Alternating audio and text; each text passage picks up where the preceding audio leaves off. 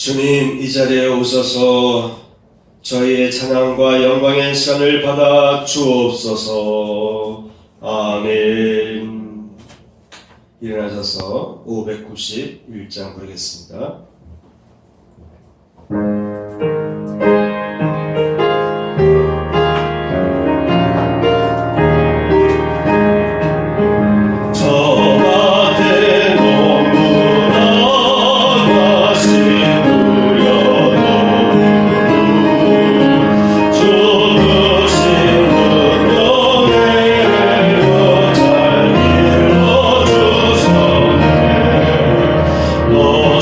사실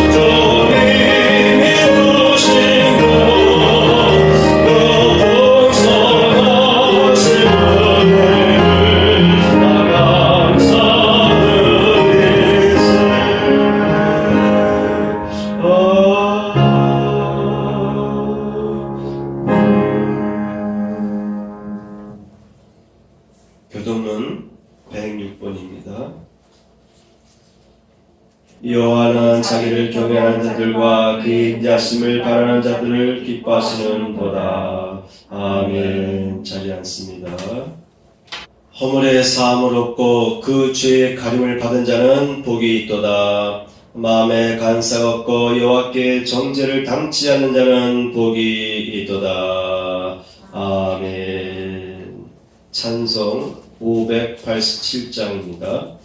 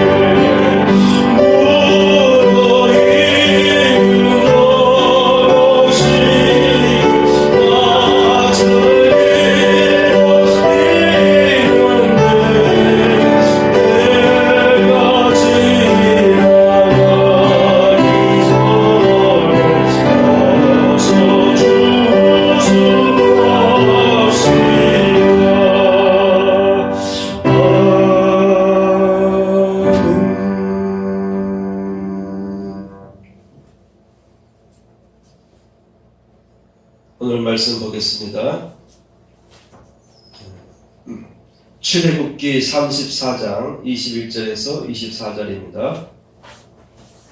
내가 이방 나라들을 내 앞에서 쫓아내고 내 지경을 넓히리니 내가 매년 세 번씩 여호와 내 하나님을 뵈려고 올 때에 아무도 내 땅을 탐내지 못하리라.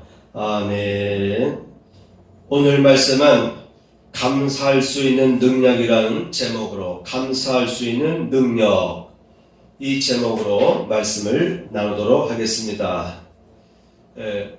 오늘 추수감사절로 저희가 이렇게 모였습니다. 추수감사절의 그 의미에 관계된 절기가 구약적으로 말하면 수장절입니다. 수장절. 수장절인데 이 수장절은 과실들을 딴 다음에 저장한 후에, 과실들을 다 이렇게 따서 저장한 후에 하나님께 감사의 제사를 드리는 축제의 시간입니다. 그래서 수장절이라고 말하기도 하는데, 이 수장절의 의미로 따져보면은 오늘 이렇게 우리가 모여서 드리는 추수감사절 11월 셋째 주일이 좀 이렇게 맞는 것 같아요. 시기적으로. 수장절이 날짜로 보면은 음력으로 8월 15일이라 해서 우리나라의 추석과 거의 같은 기간이라고 합니다. 그런데 우리나라 입장에서 보게 되면은 과실을 다 이렇게 추수하고 저장하는 그런 날짜를 보면은 지금의 이 날짜도 또 어울린다 이렇게 봅니다. 앞에 놓여져 있는 이 감도 매년 여기 주인집에서 감을 따면 제일 먼저 항상 보면 교회에다가 이렇게 갖다 주더라고요. 아직도 들 따는 것이 있는데 연로하신 분들이 잘 못 따신 것 같은데, 그래도 제일 먼저 따면 교회에다가 이렇게 풍성하게 갖다 주더라고요. 항상 그렇습니다. 이렇게 우리나라도 과실들이 다 익어서 추수하고 수확하고 또 나눠 먹고 또 저장할 수 있는 기간을 볼 때 추수감사절과 같은 기간이라고 볼 수 있겠습니다. 첫째, 여러분, 추수감사절의 유래에 대해서 생각해 보겠습니다. 추수감사절은 미국에서 시작된 것입니다. 성경에는 추수감사절이라는 명칭이 없어요. 수장절이라고 되어 있습니다. 수장절 또는 총각절 이렇게 되어 있습니다. 구약 성경에 보게 되면은 추수한 것에 대해서 감사를 드리는데 두 번의 절기가 있어요. 첫 번째는 맥추절이고 그 다음에 수장절이 있습니다. 밀을 수확한 것에 대한 감사의 예배를 드리는 맥추절이 있고요. 이제 과실들을 다 따서 수확하고 저장하고 나서 하나님께 또 감사 예배 드리는 오늘날로 말하는 추수감사절. 그래서 추수감사절의 원래 이 명칭의 유래는 미국에서 시작된 것이죠. 종교의 자유를 찾아서 미국에 도착했던 청교도인들에 의해서, 청교도인들이 출항할 때는 102명이 출항했다가 오는 중에 그 두 달 동안에 항해하면서 많은 사람이 죽게 되고, 또 도착하고 나서도 1년 동안 지내면서 굶주림과 또 추위와 싸워야 됐고, 그런 과정에서 또 많은 사람이 죽어요. 그래서 반수 이상의 사람들이 생명을 잃습니다. 그 남은 사람들이 인디안들이 건네준 옥수수죠. 옥수수. 그걸 씨앗을 받아가지고 농사를 졌는데, 농사 짓는 법도 이 인디안들이 가르쳐줬다라고 합니다. 그래서 첫 수확을 얻은 후에 너무나도 고맙고 감사해서 인디안들 초청해서 같이 축제를 지냈던 것이 기점이 돼서 추수감사절이 유래된 것이죠. 성경적인 근거를 보게 되면 오늘 읽으신 말씀, 본문의 말씀과 또 레위기서와 신명기서에 보면은 왜 추수감사절을 지켜야 되는지에 대한 근거가 있습니다. 출애굽기 23장 16절에서 17절까지의 말씀을 보게 되면은 맥추절을 지키라 내가 수고하여 밭에 뿌린 것의 첫 열매를 거둠이니라. 이렇게 해서 수확에 대한 첫 번째의 감사 제사를 맥주절이라고 성경은 명하고 있습니다. 그 다음에 수장절을 지키라. 이는 내가 수고하여 이룬 것을 연말에 밭에서 거두어 저장함이니라. 내 모든 남자는 매년 3번씩 주 여호와께 보일지니라. 그래서 유월절과 맥주절과 수장절이 있는데, 수장절과 맥주절은 수확한 것에 대한 감사의 제사의 의미가 있습니다. 그래서 이스라엘 남자들은 1년에 3번은 꼭 하나님 앞에 나와야 된다. 이렇게 하나님께서는 모세에게 명령한 것입니다. 레위기 23장 39절에서 40절 말씀 보면은 너희가 토지 소산 거두기를 마치거든 7째 달 15셋 날부터 이래 동안 여호와의 절기를 지키되 첫날에도 안식하고 8째 날에도 안식할 것이요 첫날에는 너희가 아름다운 나무 실과와 종려나무 가지와 무수한 나무 가지와 시내버들을 취하여 너희 하나님 여호와 앞에서 이래 동안 즐거워할 것이라. 이 레위기서 말씀은 초막절이라는 개념을 설명하고 있는 거예요. 수장절에 이스라엘 백성들이 8일 동안 나무가지를 이렇게 가지고 와서 이렇게 텐트를 치는 거예요. 거기에서 8일 동안 거하면서 기쁨으로 즐거움으로 축제를 드리는 그런 내용을 레위기서는 설명하고 있는 것입니다.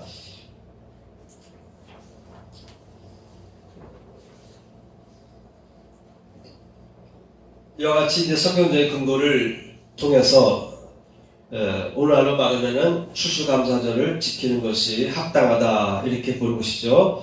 그런데 추수감사절을 최초로 드린 경우를 보게 되면요, 최근으로 보게 되면 미국이죠. 미국 초교도인들이. 그 다음에는 구약 성경에 나와 있는 대로 출애굽한 이스라엘 백성들이 가나안 땅에 정착하여서 수확물에 대한 감사제를 1년에 드렸다. 2차례 걸쳐서. 그런데 제일 먼저 추수감사 제사를 드린 경우가 있습니다. 이건 제 생각인데 누구일까요? 창세기에서 카인과 아벨입니다. 카인과 아벨이 두 형제가 각각의 그 직업이 있었어요. 한 사람은 농사를 했고 한 사람은 목축업을 한 거죠. 그런 후에 이 두 형제가 하나님 앞에 감사의 제사를 드렸어요. 형은 농산물로, 아우는 양으로. 그런데 성경에 보게 되면은 하나님께서 형이 드린 제물을 기쁘게 받지 않으셨다라고 하는 것이죠. 어떤 사람은 이렇게 생각할 수가 있어요. 하나님 앞에 제사 드릴 때는 피해 제사를 드려야 되는데 농산물을 갖고 왔기 때문에 밀과 보리를 농사해서 하나님 앞에 바쳤기 때문에 안 받으실 것이다 이렇게 생각하는 분들도 있어요. 아니, 그건 잘못된 거예요. 각각의 삶에서 자기 업종에 따라서, 그죠? 업종에 따라서 어업을 하는 사람은 어업에서 수확한 것을 가지고 드릴 것이고, 그죠? 농사하는 사람은 농사에서 거둬들인 수확물을 드릴 것이고, 만약에 목축업을 하면 목축업을 하는 사람은 목축업에서 얻은 수확을 가지고 하나님 앞에 드리면 될 것이죠. 오늘날로 말하면 사업을 해요. 그럼 그 사람들은 뭐로 하나님 앞에 드리겠습니까? 사업해서 얻은 수확에 대한 것을 또 하나님 앞에 드리면 되지 않습니까? 그런 의미에서 수확한 것에 대해 하나님 앞에 드리는 최초의 감사제는 바로 카인과 아벨이었다. 그때 왜 카인이 드린 제물을 받지 아니하였는가? 성경에는 없어요. 신약 성경 히브리서에서만 유독 믿음으로 드리지 않았기 때문에 하나님께서는 카인의 제물을 받지 않으셨다라고 밝히고 있는 거죠. 그러니까 믿음으로 드리지 않았기 때문에 안 받은 것이지, 농산물을 가지고 하나님 앞에 바쳤기 때문에 안 받은 것이다. 이건 잘못된 생각이에요. 왜? 오늘 본문에 나와 있듯이 출애굽한 이스라엘 백성들이 하나님께서 모세를 통해서 명령을 하셨습니다. 무엇을 하나님 앞에 감사 제사를 드리라 농산물로, 수확한 물로, 수확한 것으로. 그래서 밀가보리로 드리는 감사제가 맥주절이고, 그 다음에 과실들까지 다 딴 다음에 저장하고 드리는 감사 제사가 수장절입니다. 그러므로 하나님께서는 농산물로 바쳤기 때문에 카인의 제물을 받지 않았다. 이건 잘못된 것이에요. 믿음으로 드리지 않았기 때문에 카인의 예물을, 제사를, 예배를 받지 않았다라고 하는 것이죠. 그래서 지금 설명한 내용은 추수감사제를 드리는 그 원형을 설명한 것인데요. 신명기서 26장을 보겠습니다. 두 번째, 추수감사제를 드리는 원형이라고 제가 정했는데, 신명기 26장 2절 말씀을 보게 되면은, 내 하나님 여호와께서 내게 주신 땅에서 그 토지의 모든 소산의 만물이니까 첫 소산을 의미합니다.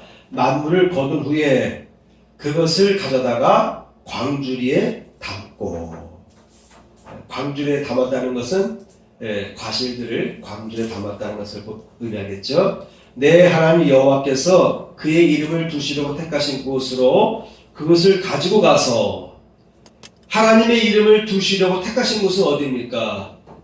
성막 앞이죠. 제사장 있는 성막 앞으로 가서 그때 제사장에게 나아가 그에게 이르기를, 내가 오늘 당신의 하나님 여호와께 아뢰나이다.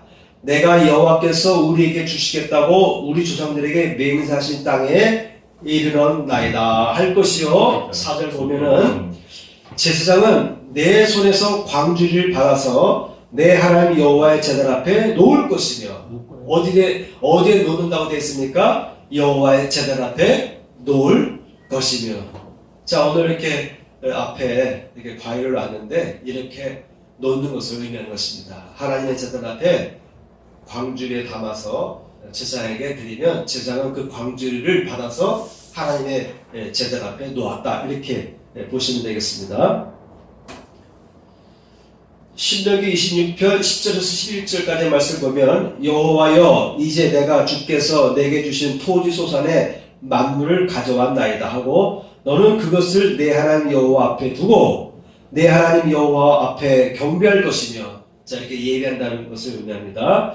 내 하나님 여호와께서 너와 내 집에 주신 모든 복으로 말미암아 너는 레위인과 너희 가운데 거류하는 객과 함께 즐거워할지니라.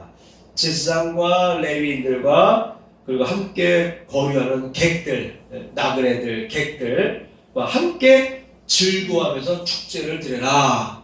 이것이 바로 수장절의 의미, 오늘날로 말하면 추수감사절의 형식이 되겠습니다. 자, 세 번째입니다. 추수감사절의 의미에 대해서 생각해 보겠습니다. 하나님은 모세에게 이스라엘 백성들이 약속된 젖과 꿀이 흐르는 가나안 땅에 들어가게 되면은 거기서 정착하면서 매년 수확물을 얻을 때마다 감사의 절기로 맥주절과 수장절을 지키라고 명령하셨습니다. 특히 수장절에는 수확한 과실에 대한 감사뿐만 아니라 초막절이라는 의미를 더 두어서, 과거 이스라엘 백성들이 광야에서 40년 동안 그 떼볕에서 그들이 이동하고 또 자고 했던 모든 숙식 과정을 회상하면서 이렇게 오늘날 우리가 약속의 땅에 와서 편안하게 살고 있는데, 이렇게 편안하게 살고 있게 된 이 과정들을 보니까 과거 우리 조상들이 40년 동안 광야에서 그 과정들을 떠올리게 되는 거예요. 그러면서 오히려 현재에 대해서 감사함을 느끼게 되는 것입니다. 과거 어려웠던 순간, 과거에 우리 땅도 없이 정처 없이 배회하던 그 광야의 순간들을 회상하면서 또 오늘날에 이게 안정된 우리의 현실을 보면서 감사를 드리는 것까지 포함돼서 초막절이라는 이름이 붙여지고요. 의미는 수장절, 과실들을 수확한 후에 감사한 것입니다. 그래서 기쁘게 즐거움으로 축제를 지키는 것이죠. 한 해를 살아가다 보면, 한 해를 우리가 살아가다 보면요, 예기치 않는, 원치 않는 위기와 불행한 일에 휘말리기도 합니다. 저는 요즘에 한 해 한 해가 새로워져요. 어떤 면에서 새로워지냐면은 건강의 측면에서 자꾸 새로움을 느끼게 됩니다. 한 해 한 해 제 건강의 모습이 달라져요. 아, 이렇게 나이를 먹는구나. 아, 이렇게 나이를 먹으면 몸이 좀 둔해지고 쇠약해지는구나. 한 해를 먹을 때마다 자꾸 느껴져요. 머리도 많이 빠지고, 눈도 시력도 자꾸 이렇게 침침해지는 것 같고,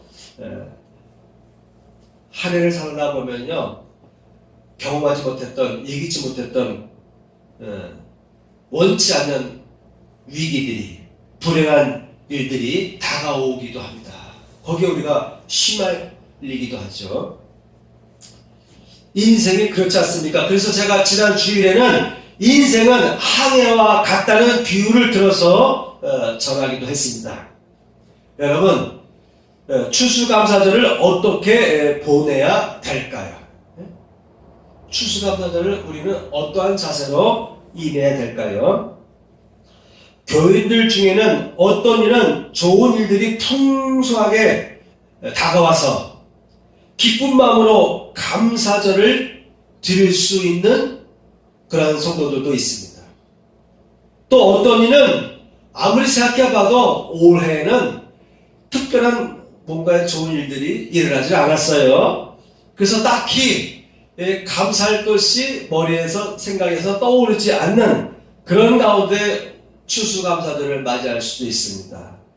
또 어떤 이는 너무너무 힘겹고 어려운 일들이 발생을 해서 이 일로 인해서 한숨이 나올 수밖에 없는 처지에서 추수감사절을 맞이하는 사람도 있을 수가 있습니다. 자, 그런데 하나님은 모세에게 이스라엘의 모든 남성은 매년의 맥주절과 휴장절을 지키기 위해서 하나님의 전에 나와야 된다라고 명령하신 것입니다. 그것도 기쁨으로 축제를 지키라고 하는 것이죠. 이 명령 속에는 딱히 감사할 조건이 떠오르지 아니하는 사람이든지 또는 한숨밖에 나올 수밖에 없는 그런 어려움을 당하는 사람이 할지라도 다 하나님 앞에 나와서 감사의 제사를 드리라고 명령하신 것입니다. 여러분, 특별히 감사할 일들이 일어나지 않은 사람이나 매우 힘든 시기를 보내고 있는 사람이든지 이런 사람들을 생각해 보게 되면은 하나님께서 왜 모든 남성은 감사절을 드리라고 명하셨을까? 어떻게 보면 좀 너무한 것 같다는 생각이 들기도 하죠. 그죠? 기쁜 마음이 없는데 또 어떤 사람은 슬프고 한숨만 나올 수밖에 없는 사람이 있는데 추수감사절을 맞이해서 추수감사절에 참여하라, 축제로 참여한 것을 말하거든요. 즐거운 마음으로. 과연 그런 사람들에게도 추수감사절을 지켜야 될까? 성경에 보게 되면요, 출애굽기 34장 23절에서 24절 말씀을 보시기 바랍니다. 오늘 읽은 본문 말씀 23절 보면 너희의 모든 남자는 매년 3번씩 주 여호와 이스라엘의 하나님 앞에 보일지라 내가 이방 나라들을 내 앞에서 쫓아내고 내 지경을 넓히리니 내가 매년 3번씩 여호와 내 하나님을 뵈려고 올 때에 아무도 내 땅을 탐내지 못하리라. 이건 명령이에요. 그런데 이 감사제를 드릴 때 어떠한 결과가 여러분들에게 임하게 되느냐? 오늘 24절 말씀 보니까 이방 나라들을 내 앞에서 쫓아낼 것이다. 이방 나라들을 내 앞에서 쫓아낼 것이다. 내 지경을 넓힐 것이다. 우리나라가 많은 우리나라 국민 중에 대다수 상당한 수가 크리스찬이 돼서 추수감사절을 드리고 한다면 어떤 기대를 해볼 수가 있겠습니까?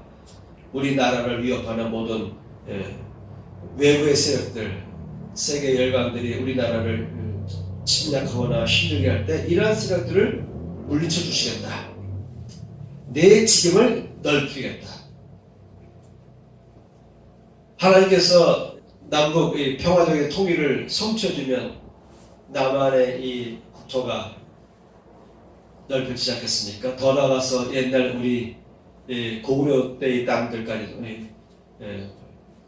회복한다면 얼마나 좋은 일들이겠어요. 자, 그런 의미들을 생각해 보시기 바랍니다. 하나님은 이스라엘 백성들에게 약속하셨어요. 너희가 이러한 감사 제사를 제대로 드리면은 내 나라에서 이방 세력들의 위협을 쫓아낼 것이다.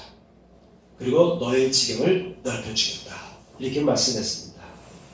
이 말씀을 여러분 각각 개개인에게 정리해 본다면 각 성도들마다 직장에서나 개인 사업을 하면서 어려움 나갈 때 여러분을 어렵게 하는 세력들을 쫓아내 주실 것이고 여러분의 지경을 넓혀 주실 것이다.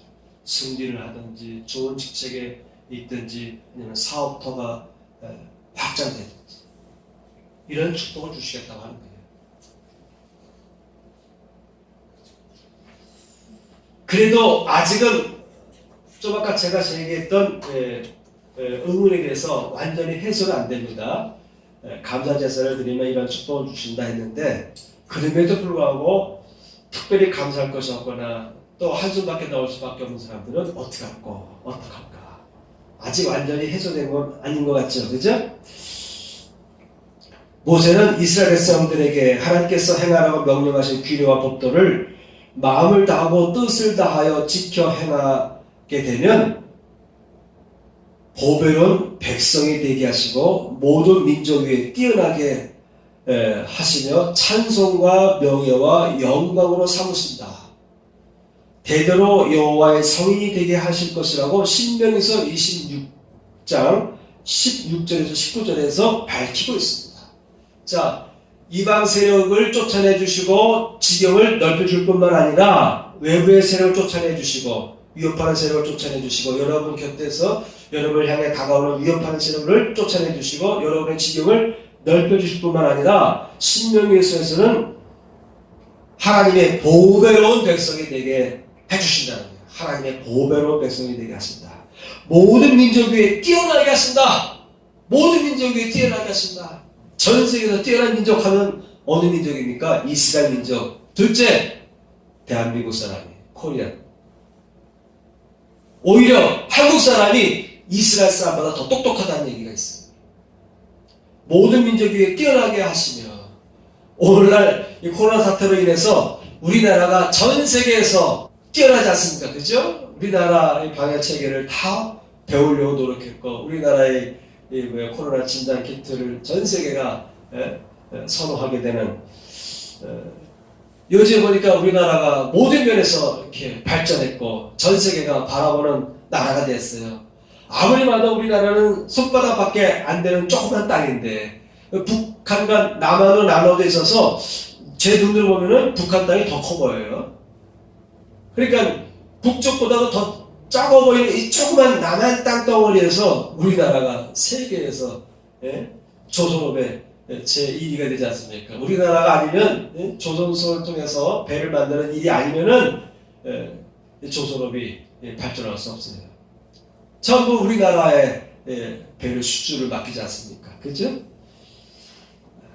모든 면에서 이제 우리나라가 많은 민족이 뛰어나게 해주시는 복을 누리고 있어요. 어쨌든 찬송과 명예와 영광을 삼으실 것이다. 하나님의 영광을 삼으시고 하나님의 명예를 삼으실 것이다. 이스라엘처럼 우리나라도 하나님의 영광을 나타낼 수 있는 민족이 되길 사모합니다. 대대로 여호와의 성민이 될 것이다. 여호와의 성민, 택함 받은 거룩한 백성이 될 것이다. 이제는 누구든지 믿는 자, 예수 그리스도를 영접하고 믿는 모든 백성은 하나님의 성민이 될 것입니다. 그 중에 그 모든 세계의 백성 중에서 대한민국 사람들이 하나님을 믿는 데 있어서 가장 거룩한 백성이 되면 좋겠습니다. 이 면에서 오늘날 우리 한국교회는 부족함이 많아요. 거룩한 백성으로서의 모습을 갖추고 있지 못하다. 이렇게 반성해 봅니다. 하나님은 성도들이 감사절을 지키면 복을 받게 해주신다고 약속을 해주신 것입니다. 그런데 감사할 조건을 찾을 수 없는 성도들은 어떻게 해야 될까요? 감사할 조건이 없어요. 드릴 것이 없어. 어떤 사람은 오히려 마이너스 된 사람도 있지 않겠습니까? 빚더미에 놓여가지고 한숨밖에 나오는 사람은 도대체 어떻게 해야 될까? 마지못해 감사를 해야 할까요? 마음에 자원하는 기쁨이 없는데 무슨 소용이 있느냐라고 반문할 수도 있습니다. 그렇죠? 근데 저는 그럼에도 불구하고 추수감사절에 감사를 드리는 것이 좋다라고 저는 권합니다. 올 한 해 동안에 감사할 것이 없다 할지라도 아직 올 해가 끝나지 않았어요. 끝나지 않은 해 동안에, 기간 동안에도 감사할 일들이 일어나길 바라는 마음으로 믿음을 갖고 감사에 참여할 수가 있습니다.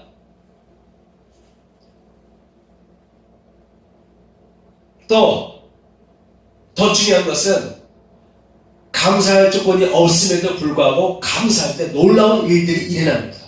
감사할 일들이 없어요. 오히려 환경이 나를 억압하고 나를 그 위기로 몰아내는 절망의 수렁으로 빠뜨리게 하는 그런 가운데 처해 있다 할지라도 감사함을 잊지 아니하고 감사할 때 그 가운데서도 감사할 것들을 찾아낼 수 있는 사람은요 감사하게 됩니다. 그런 가운데 감사를 하게 되면 어떤 일들이 일어납니까? 시편 50편 14절 15절에 그 답이 나와 있습니다.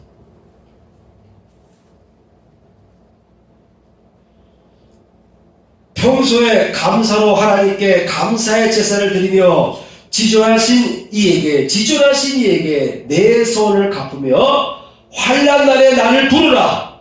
환난 날에 나를 부르라. 내가 건지리니 내가 나를 영원롭게 하리라. 이렇게 약속해 주셨습니다. 환난 날에 내가 너를 건져주실 것이다. 평소에 감사할 것이 넘치든 특별하게 이렇게 감사할 조건들이 생각나지 않든 아니면 참으로 어려운 상황이 있다 할지라도 그럼에도 불구하고 감사의 제사를 드리는 성도들에게는 환난 날에 나를 부르라. 그럼에도 불구하고 환난 날에도 너는 감사하며 앞으로 이 환난을 건져주실 것을, 이 환난에서 건져주실 것을 신앙하며 미리 앞당겨 감사하는 그런 믿음도 갖고 하나님 앞에 부르짖어 기도하라는 거예요. 그러면 환난 날에 내가 너를 건질 것이다. 오히려 내가 나를 영화롭게 할 것이다. 이 말은 뭡니까? 내가 처한 이 위기의 상황 속에서 하나님께서 나를 건져주셨어요. 그래서 기쁨이 넘치는 거예요. 하나님이 나를 살려주셨다. 그래서 기쁨이 차오르면서 하나님 앞에 하나님께 경배와 찬양을 드리지 않습니까? 그래서 내가 나를 영원하게 하리라. 왜? 내가 너를 환난에서 건져주었기 때문이다. 내가 너를 환난에서 건져주었기 때문에 내가 나에게 경배할 것이다. 이런 뜻이죠. 그래서 감사로 제사를 드리는 자는 환난 날에 나를 향해서 부르시더라. 이렇게 말씀하신 것입니다. 여러분, 역경을 겪고 있는 때라도 위기의 상황, 환난을 겪고 있는 때라도 오히려 감사할 조건을 찾으며 하나님께 감사를 드리게 되면요 오히려 하나님께서 강권적으로 여러분의 삶에 개입하십니다. 여러분이 당하고 있는 모든 이 환난에서 강권적으로 건져 주시겠다고 하나님은 약속하고 있는 것입니다. 감사할수록 감사할 일들이 자꾸 생겨난다는 것을 여러분 믿으시기 바랍니다. 감사할수록요 감사할 일들이 자꾸 생겨나는 것입니다. 그러므로 감사절에는요 자원하든 마지못해 하든 감사할 의욕조차 없는 사람이 할지라도 일단 감사절을 지키는 것이 좋습니다. 저는 그렇게 여러분들에게 권합니다. 물론 자원하는 심정으로 감사절을 드리는 것을 하나님께서 기뻐하시죠. 이왕이면 자원하는 마음으로 드리는 것이 여러분에게 복이 됩니다. 그런데 때에 따라서는요 자원하는 마음이 없을 때도 있어요. 그래도 감사 제사를 드리는 것이 여러분에게 유익합니다. 아멘. 우리가 밥을 먹다가 어느 날은 밥을 먹을 의욕이 안 생길 때가 있어요. 그렇죠? 식이 안 땡길 때가 있어요. 그래서 나 오늘 안 먹을래. 그러면 부인이나 남편이 뭐라고 얘기합니까? 그래도 먹어. 조금이라도 먹어. 자꾸 권하죠. 안 먹는 것보다는, 식욕이 없다 해서 안 먹는 것보다는 그래도 조금이라도 먹어야 기운을 내고 건강을 유지할 것 같으니까, 가족이라면 당연히 오늘 식욕이 없어 안 먹을래 그러면 조금이라도 먹으라고 그러고, 맛없으면 뭐 다른 거 먹을래냐고 자꾸 권하잖아요. 그렇습니다. 감사할 마음이 안 생겨도 억지라도 감사하는 것이 유익합니다. 그런데 이왕이면 자발적으로 감사하는 것이 좋죠. 자발적으로 감사하기 위해서는 어떻게 해야 될까요? 가만히 생각해보니까 내게는 감사할 일들이 없어요. 여보시오, 나는 감사는커녕 내 속에서 한숨만 나옵니다 라고 말하는 사람이 할지라도 가만히 찾아보면, 곰곰이 생각해보면요, 여러분에게 감사할 일들이 분명히 있습니다. 자, 그래서 네 번째 마지막입니다. 감사의 조건을 찾는 것도 능력이다.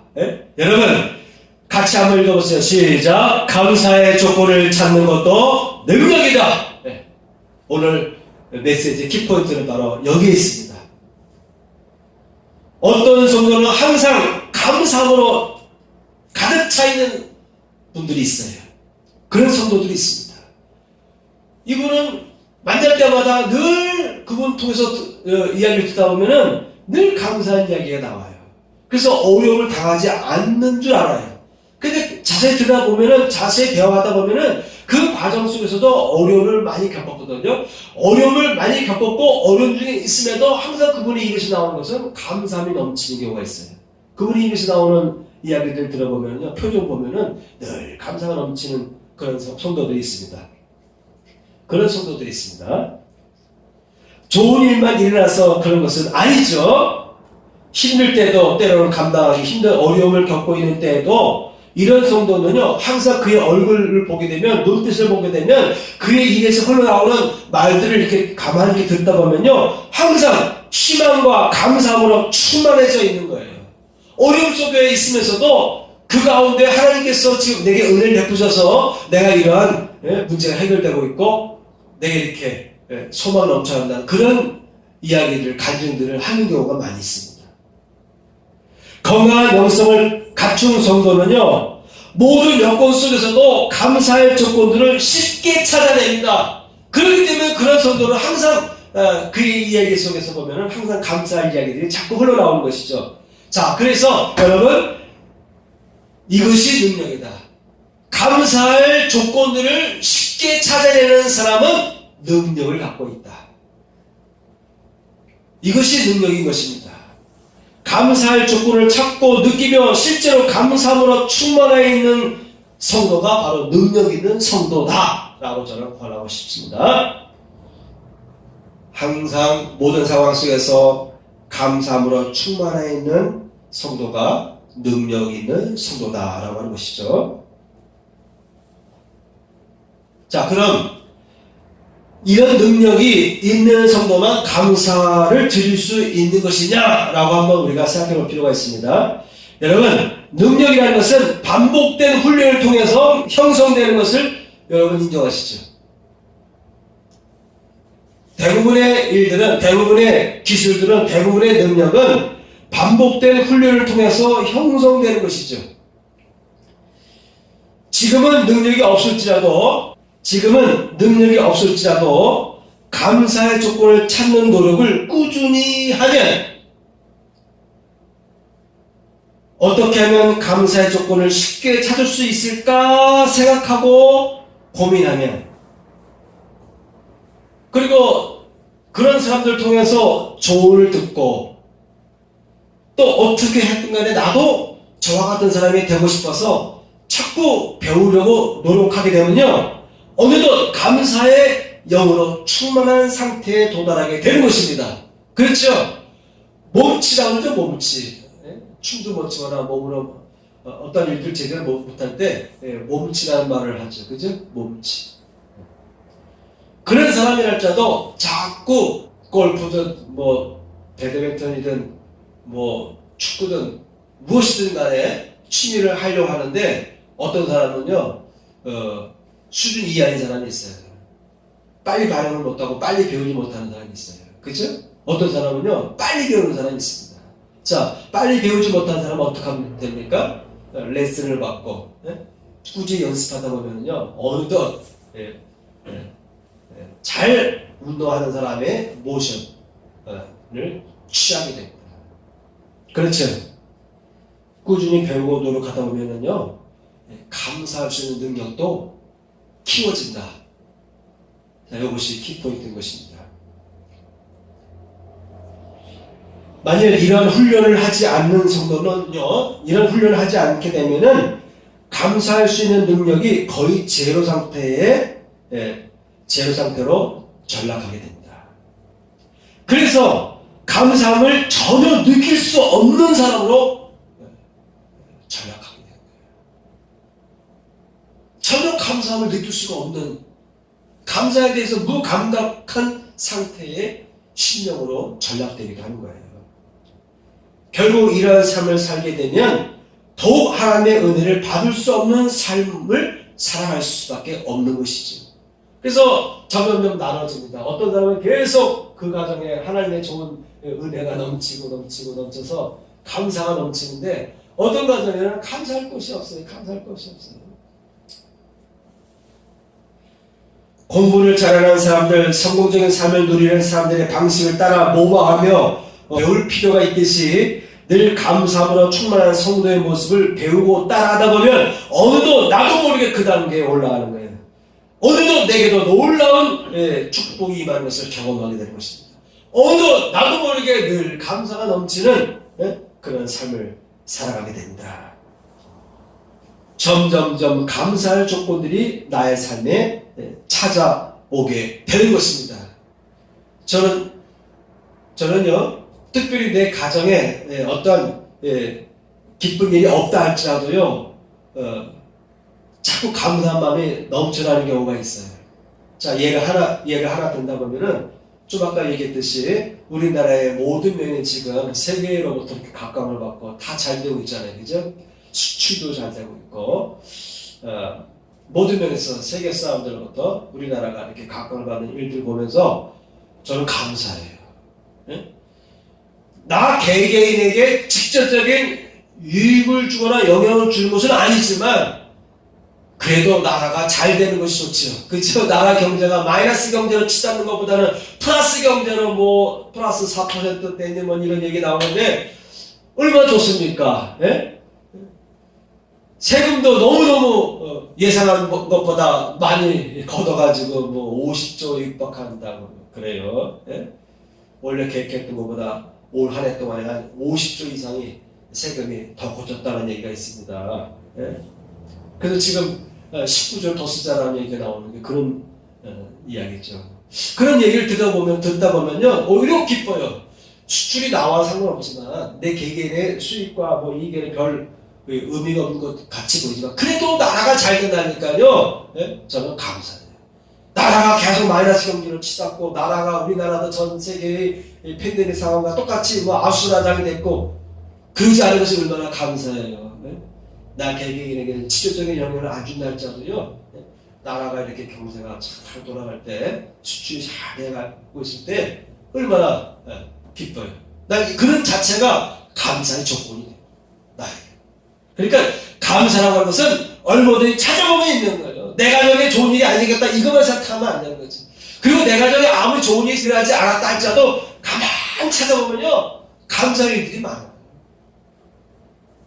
때에 따라서는 내가 더 어려운 일에 빠지지 않은 것이 감사할 수밖에 없는 조건이 될 수도 있는 거예요. 내게 큰 그 병이 발생하는 것조차도 감사할 조건이 될 수 있는 거예요. 그래서 자꾸 감사할 조건들을 찾아내는 훈련을 하셔야 됩니다. 자원하는 마음이 없더라도 억지로도 따라해볼 필요도 있지만, 이왕이면 자원하는 마음을 가진 것이 좋은데, 그러면 자원하는 마음을 가지려면 어떻게 하느냐? 감사할 조건을 찾아보는 거예요.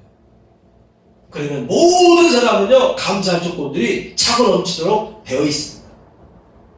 생각을 잘 해보면 어떤 가정이든 간에, 어떤 사람이든 간에, 어떤 환경에 있는 사람이든 간에 감사할 조건들은 반드시 있어요. 그걸 찾아내서 기쁜 마음으로 감사하시면 됩니다. 그렇게 감사의 생활을 하다 보면 어떤 일이 벌어진다? 환난 날에 내게 부르시라. 환난 날에 손을 들고 기도하라. 내가 너를 건져줄 것이다. 너를 나의 보배로운 백성으로 삼을 것이다. 거룩한 선민으로 나의 명예를 나타내는 백성으로 세워질 것이다. 이 하나님의 놀라운 축복들이 계속 일어나게 되어 있습니다. 그래서 자꾸 집안에 좋은 일들이 막 생기는 거예요. 여러분의 인생 속에 자꾸 좋은 일들이 찾아오게 되는 것입니다. 그러므로 감사는 준비가 안 된 사람이랄지라도 감사제에 참여하는 것이 좋다. 이야기는 자원하는 마음으로 어떻게 해요? 감사의 조건을 하나하나 찾아냈자 이거죠. 감사의 조건을 찾아내면 반드시 감사할 조건이 있습니다. 그것을 찾은 다음에 기쁜 마음으로 감사의 제사에 진정으로 들여다보면요, 놀라운 축복이 여러분의 삶 속에 올해가 끝나기 전에도 좋은 일들이 여러분에게 일어날지 누가 알겠어요? 앞으로 내게 좋은 일들이 일어날 것을, 감사의 일들이 또 나타날 것을 믿고 미리 감사할 수도 있는 것이죠. 감사할 수 있는 능력을 여러분 키워나가시길 축원합니다. 아멘. 가장 중요한 자산이 무엇이냐? 여러분에게 감사할 조건을 찾아낼 수 있는 능력인 것입니다. 이것이 있는 사람은 결코 실패하지 않습니다. 이것이 있는 사람은 결코 좌절하지 않습니다. 반드시 하나님께서 가만 놔두지 않습니다. 건져주십니다. 이끌어주십니다. 하나님의 놀라운 은총의 축복을 향해서 여러분을 반드시 세워주시고 높여주시고 이끌어주실 줄 믿습니다. 아멘. 성찬부터 하겠습니다.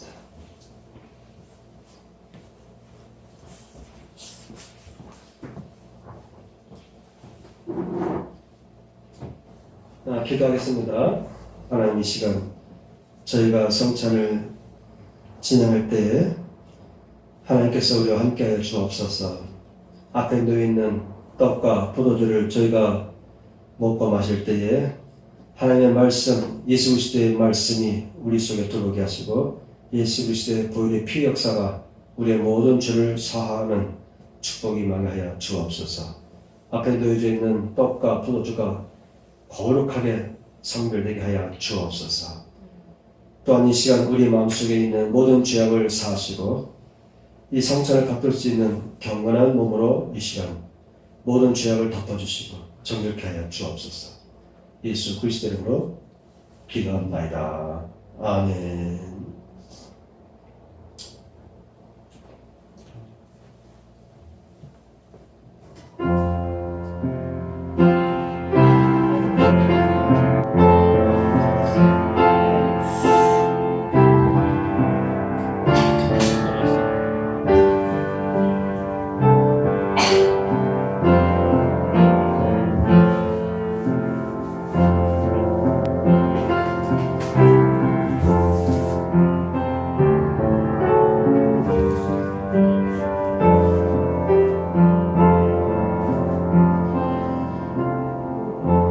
말씀 드리겠습니다.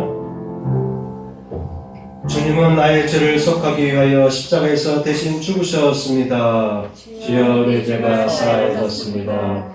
주님은 죄책에 맞으셨습니다. 제가 죄를 받았습니다.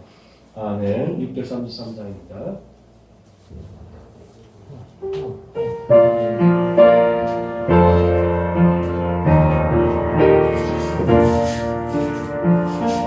나의 하나님 받으소서. 주께 드리나니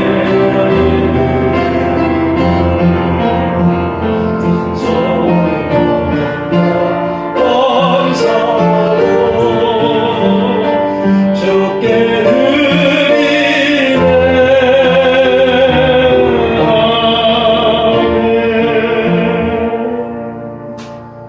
가슴에 손얹고 보험기도 올리도록 하겠습니다.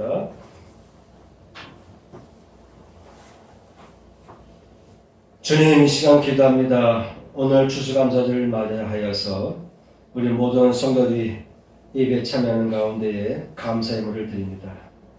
이 감사의 물을 받으시고 가정가정마다 하나님의 은총의 역사가 임하게 하여 주셔서 올해에도 계속해서 감사할 일이 넘쳐나는 복을 누리게 하여 주옵소서.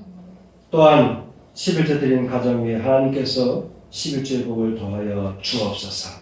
이제는 우리 구주 예수 그리스도의 은혜와 하나님 아버지의 극자신 사랑과 성령님의 감동감화 역사하심이 이전에 참여한 성도들 위해 함께 하시기를 축원하옵나이다.